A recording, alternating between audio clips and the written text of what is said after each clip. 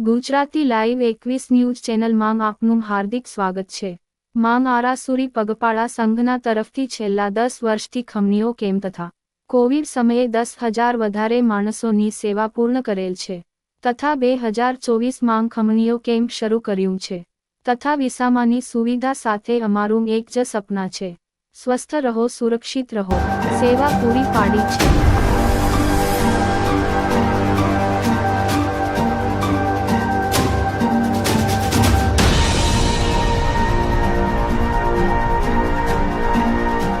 ये video personal